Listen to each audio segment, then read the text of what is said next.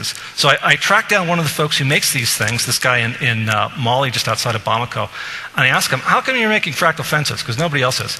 And his answer was very interesting.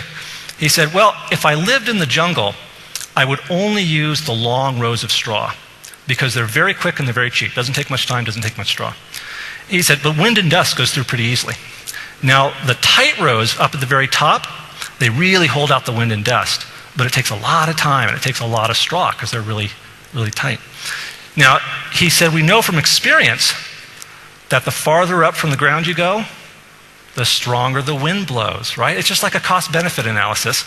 And I measured out the lengths of straw, put it on a log-log plot, got the scaling exponent, and it almost exactly matches the scaling exponent for the relationship between wind speed and height in the wind engineering handbook.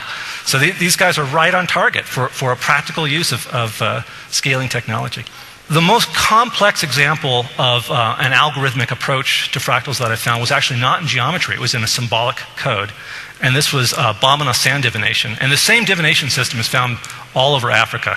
You can find it on the East Coast as well as the West Coast. And often the symbols are very well preserved. So each of these symbols has 4 bits. It's a 4-bit binary word. You draw these lines in the sand randomly. And then you count off, and if it's an odd number, you put down 1 stroke, and if it's an even number, you put down 2 stroke.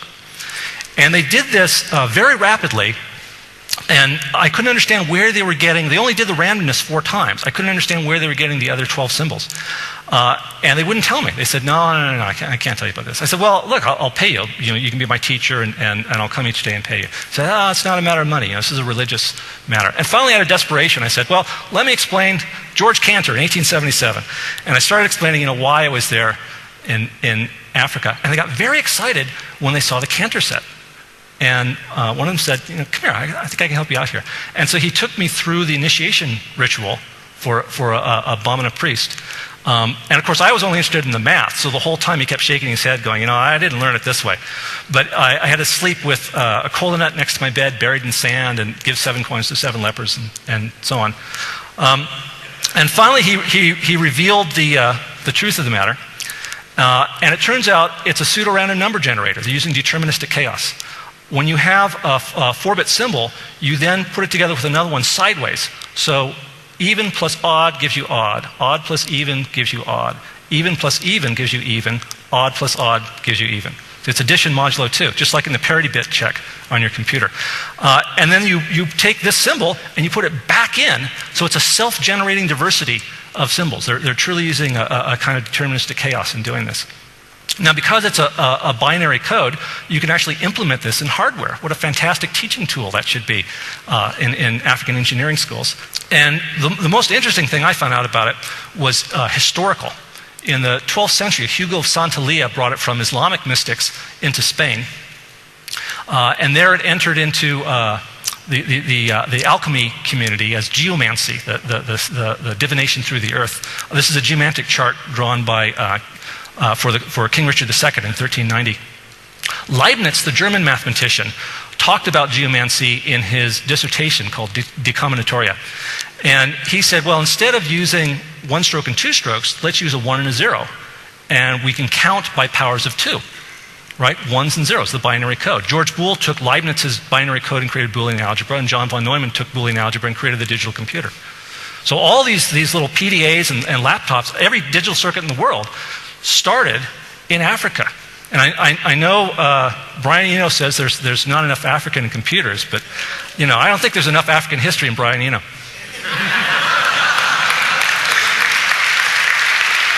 So let me end with just a few words about applications that we've found for this. And you can go to our website. The applets are all free. They just run in the browser. Anybody in the world can use them.